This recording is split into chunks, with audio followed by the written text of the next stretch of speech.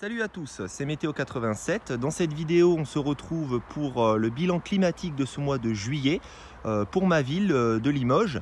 Alors, je vais vous parler bien de mes différentes relevées, les extrêmes, aussi bien de fraîcheur ou de chaleur que j'aurais pu relever pour ce mois de juillet. Vous verrez également que le contraste entre les TN et les TX ont été particulièrement prononcés, importantes. Voilà, donc vous le verrez dans cette vidéo. Donc c'est parti. Alors je vais commencer pour la première quinzaine du mois de juillet. Donc niveau TN, eh bien j'aurais relevé un excédent de plus 1 degré, notamment grâce à une couverture nuageuse omniprésente. D'ailleurs une bonne partie du mois où j'aurais de toute façon été pratiquement tout le temps au-dessus des normales pour les TN.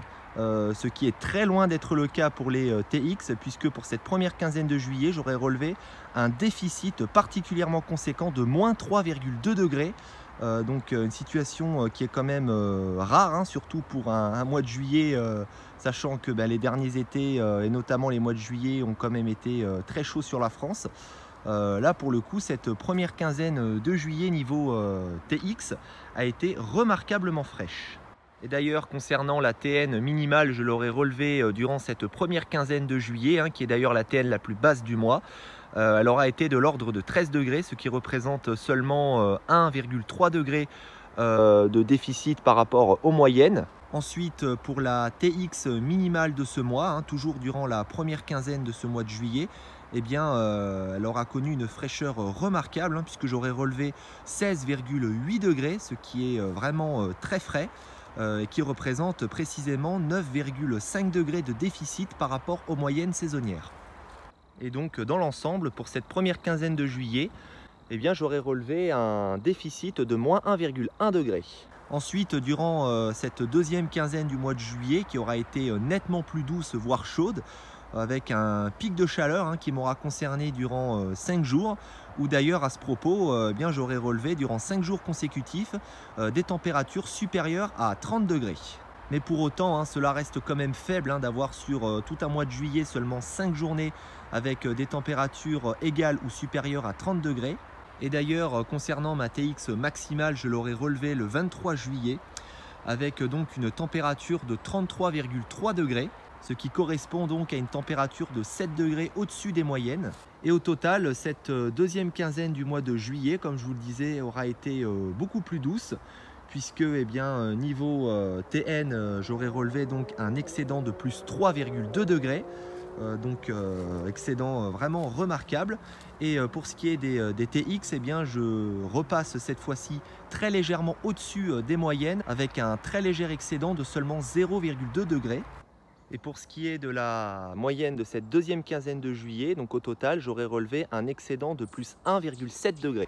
Et donc pour terminer au niveau des températures, ce mois de juillet aura connu donc pour mon secteur un excédent très léger de seulement plus 0,2 degré. Donc un mois de juillet qui au final, grâce notamment aux TN qui auront été particulièrement douces, un mois de juillet à peu près 2 saisons au final sur mon secteur, donc pour ma ville de Limoges.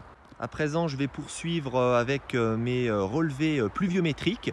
Donc il faut savoir que ce mois de juillet aura été particulièrement pluvieux, surtout sur mon secteur, où j'aurais relevé un excédent de plus 60% par rapport à la moyenne, puisque ma moyenne étant de 66 mm, j'aurais relevé une pluviométrie de 107 mm, avec une journée d'ailleurs qui aura été particulièrement pluvieuse, dû à une perturbation très active qui nous avait concerné autour de la mi-juillet, si je ne me trompe pas, où j'aurais d'ailleurs relevé durant une journée 38 mm, donc c'est quand même assez remarquable.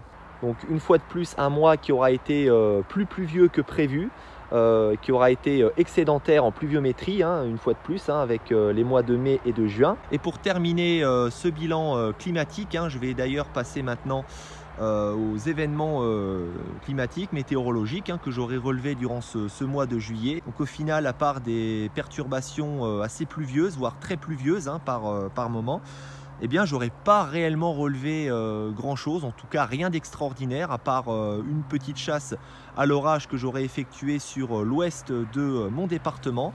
durant la mi-juillet, autour de la mi-juillet. Et au niveau national, eh bien, ce mois de juillet aura été assez orageux, un peu moins, c'est vrai, que le mois de juin, mais restant quand même correct.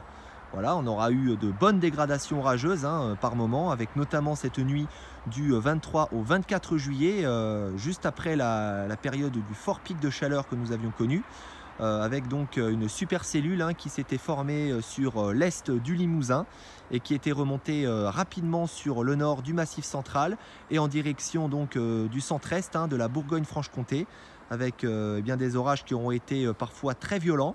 Certains ont d'ailleurs même eu la chance de connaître des orages MCS, donc chanceux à tous ceux qui ont pu observer cela. Donc au final, un mois de juillet qui n'aura pas été inintéressant. Donc voilà, sur ce, j'en ai terminé avec ce petit point climatique pour ce mois de juillet.